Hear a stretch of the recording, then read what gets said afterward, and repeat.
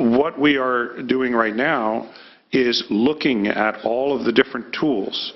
Our view is that we would come back to the legislature, either later in this session, probably to begin the conversation, or next year, to look at the question of whether the enhanced infrastructure financing districts are sufficient, or whether we need some type of RDA follow-on, or whether we need some other type of tax increment tools. I know enough to know that I want these things. I'm not the expert in what they should be, but we are bringing in people. We meet every month, and we're trying to now construct a vision of what it would take to realize these benefits. And I believe that in the end, it will require us to ask the legislature for certain types of authority. We absolutely should be discussing this with you. We're just at the point where we're starting down that road. One last thing. I'm proud to say we have been funding a lot of planning grants in Fresno, in other areas up and down the system. And in San Jose, I was just about to get there, saving the best for last, Mr. Chairman. And but a lot of these places were starved for resources after the economic downturn. We've been providing funding for planners. We are to get ahead of the issue you raised, Senator.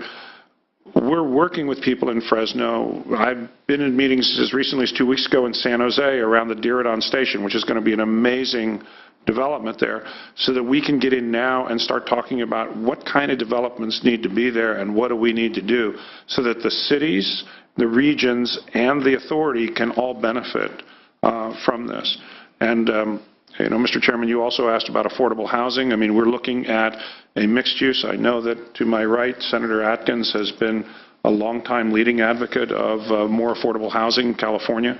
So what we envision is really effective mixed-use developments that run across the spectrum, from commercial developments to opportunities for affordable housing, livable communities.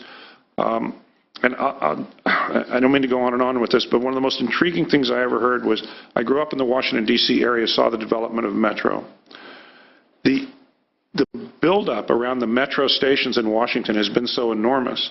And in Virginia, 2 counties took 2 different approaches. Fairfax County said, we don't want it in our cities, go down the median strip of the highway. What they've got there are a bunch of parking garages. Arlington County said, we want the development in our cities, we're going to tear up our cities for a couple of years till it's done. The consequence of that has been they've had so much economic uplift from that that they've been able to lower property tax values for the rest of the county because of what they've gotten around the transit stations. So we think that there's a very strong argument economically why we should really maximize the benefit of this investment. I apologize for the long answer, but this is actually something I'm pretty passionate about as an opportunity that high-speed rail provides us.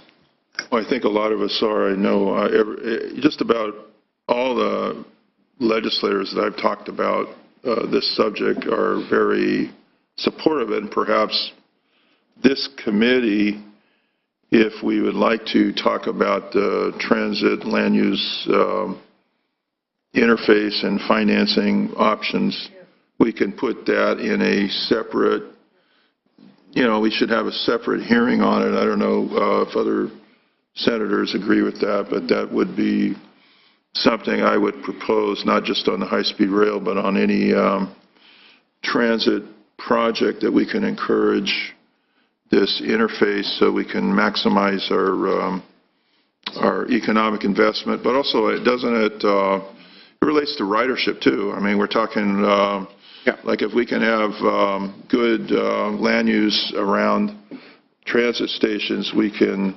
develop an increase in ridership and make I guess you're going for that public-private partnership, according to what I heard. It makes it, if you have a good, solid plan to go ahead and do that, and the blessings of the cities and the state government, it seems to me that would be an enhancement of your value that you would get out of that public-private partnership. Am I right? Absolutely, Mr. Chairman. You would have a better value that you can present to somebody that's willing to invest. That's right. And we get ridership, and we deliver ridership, and just the contrary example, on BART, we spent $1.5 billion building BART to the San Francisco airport with 4 stops. The leaders in South San Francisco decided it would be a good idea to put a Costco across the street from the BART station. I would submit to you that I doubt that they've had anybody take BART to the Costco. So this really is about intelligent land use planning to maximize both sustainability but also the value of the system. On the other hand, Millbrae puts high-density housing, and it's doing quite well. So there's another city that put high-density, next to the BART station there, and it's doing quite well, with affordable housing in addition. Lou, you had a comment on this. Yes, I wanted to emphasize the importance that this also has for the early operator that they're bringing in. That's what I was talking about. The value of the early operator's involvement will be to guide them in all of the issues associated not only with operating the railway, but the assets that the railway brings value to. But I also think I wanted to underline why it's important that you be involved, because the decisions that they will make and the way they relate to their operator, and especially the way they regulate the operations of their regulator, will bear on the public value that's generated by the project. And that's not a decision that is only made by an authority. It's a decision that the legislature itself should be aware of and know what the trade-offs are and what voice the legislature wants to have in that. Okay. I had just one question. I'll let others. I had one question. That's the shaky leg of financing that you have from the federal government on your stool. And how much money are you depending from the federal government in the business plan? And we have some that was committed a while ago and you're spending, and you're continuing to spend. How much additional federal money are we depending upon in the business plan and in terms of the first phase and so forth and so on? Right. The short answer is none. Right now we have a total of, in round numbers, $3.5 billion of federal money, $2.5 that came through the ARA, the stimulus. It was like a commitment 5 years ago or whatever. Right, and then another $900+ million that came in federal fiscal year 10. Our plan, our business plan is based on using those existing funds coupled with the 1A funds and coupled with cap and trade dollars. We are not depending on any additional federal dollars in order to get into operation and to make the targeted investments in Southern California that we've committed to. Okay. Obviously, should there become federal funds available, we would look to participate, but we're not depending on any of them right now. You're going to seek federal funds, correct? Certainly. Depending on what kind of program they have. I know. Right. We'll find out. Now you said in a couple of days they're going to. Well, I don't think they'll hit that issue in a couple of days, but and Mr. Thompson made reference to this. So sometimes people talk about, well, we're ending at Poplar Avenue in the Kings County, Kern County line because that's as far south as we were going to go before we decided to turn around and go the other way. What we said in our business plan was that just connecting the Central Valley to Silicon Valley with the money we have and the money we hope to have from cap and trade without any more federal dollars would allow us to build a self-sustaining first operating segment.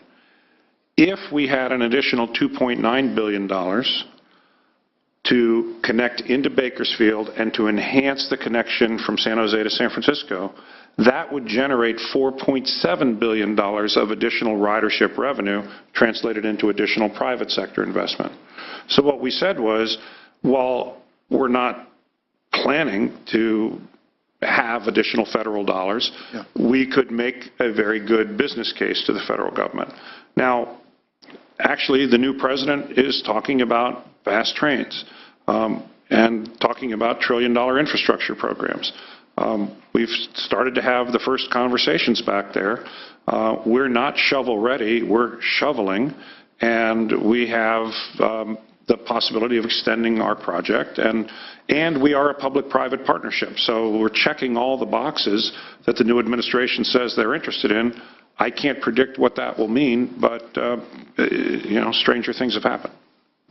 Well, I just hope that the cost overrun on the delay of the Caltrain project doesn't stop us from funding the high-speed rail to Bakersfield. That would be a very interesting situation, that the cost overrun for what they're causing by writing letters to the Department of Transportation caused the project not to be able to be extended to the Bakersfield downtown, and that might be something the members of Congress should look at before they write such letters, maybe. Okay, Senator Bates, you have questions? And yeah, a quick question. I'm not sure if you gentlemen